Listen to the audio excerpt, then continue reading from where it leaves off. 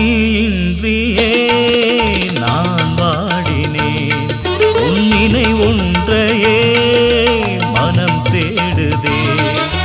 நீ இன்றியே நான் வாடினேன், உன் நினைவொன்றையே மனம் தேடுதே. உனக்காக கவி ஒன்று நான் பாடுவேன், உன்னை காண மனம் ஏங்கி தவிக்கின்றதே. உனதாக என்னை மாற்றுவாய் தலைவா, ஒரு ராகம் நான் பாடுவேன்.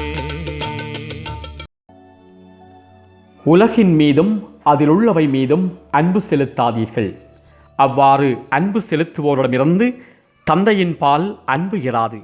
ஏனெனில் உலகு சார்ந்தவையான உடல் ஆசை, இச்சை நிறைந்த பார்வை, செல்வாக்கு, செருக்கு ஆகியவை தந்தையிடமிருந்து வருவன அல்ல, அவை உலகிலிருந்தே வருபவை.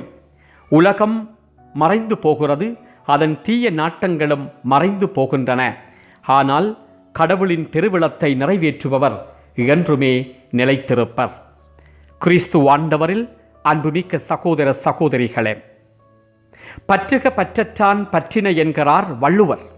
பற்றை விடுவது எளிதல்ல, பற்றற்றானை பற்றுவதும் எளிதல்ல. நாம் எதை பற்றி கொண்டிருக்கிறோம் என்பதை பற்றி சிந்திக்க இன்றைய முதல் வாசகம் நமக்கு அழைப்பு விடுக்கிறது. படைத்தவனை பற்றுவது நியதி, நியாயம். படைத்தவற்றில் பற்றுக்கொள்வது எவ்விதத்தில் நியாயம் என கேள்வி கேட்கிறார் தூய யோவான்.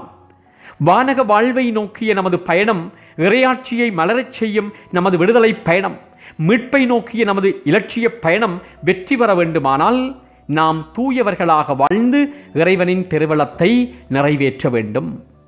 வாழ்க்கையில் 1000 தடைகள் வரலாம்.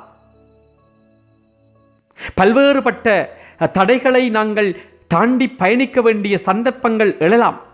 இவையெல்லாம் எங்களுடைய வாழ்வில் நமக்கு கிடைக்கின்ற அனுபவ பாடங்கள் என்பதை நாங்கள் ஒவ்வொருவரும் உணர்ந்து கொள்ள வேண்டும்.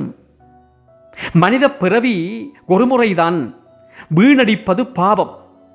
உலக ஆசைகள், இச்சைகள், செல்வச் செருக்கு இடம் கொடுக்க கூடாமல் நாம் இறைவனுடைய வார்த்தைகளுக்கு செவி கொடுக்கின்ற மனிதர்களாக வாழ பழகிக் கொள்ள வேண்டும். இவை தார் போன்றது. முதலில் சுகமாகவும் மூழ்கிய பின் வெளிவருவது கடினமாகவும் இருக்கும் என்கிறார் யோவான். எனவே பாவத்தை விட்டு விலகுங்கள், இறை பாதை இறுக்கமாக பற்றி கொள்ளுங்கள், நிறைவாழ்வை பெற்றுக்கொள்ளுங்கள். வாழ்வில் பாதையில் செல்லுவோர் ஆண்டவருக்குரியவர்கள் என்பதை ஒருபோதும் மறந்து போகாதீர்கள். ஆண்டவருடைய வழியிலே என்றும் செல்லுங்கள். சிந்தித்தவர்களாக இன்றைய நாளுக்குள்ளே செல்லுவோம். மன்றாடுவோமாக.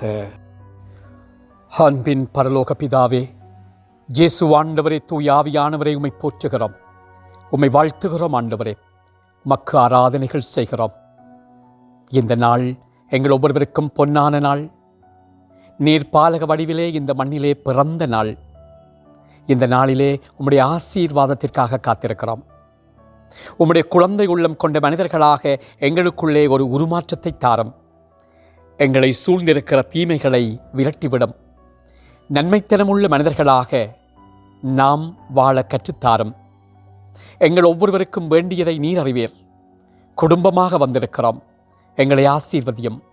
உமது வல்லமையினால் எங்கள் ஒவ்வொருவரையும் கரம் பற்றி வழிநடத்தும் நல்ல தந்தையே. ஆமேன், ஆமேன்.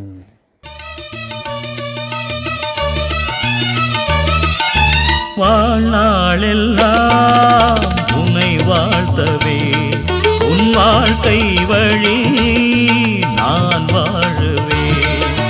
வாழ்நாளெல்லாம் உன்னை வாழ்த்தவே, உன் வாழ்க்கை வழி நான் வாழுவேன். எனக்காக உன் ரத்தம் நீர் சிந்தியே, எனக்காக உன்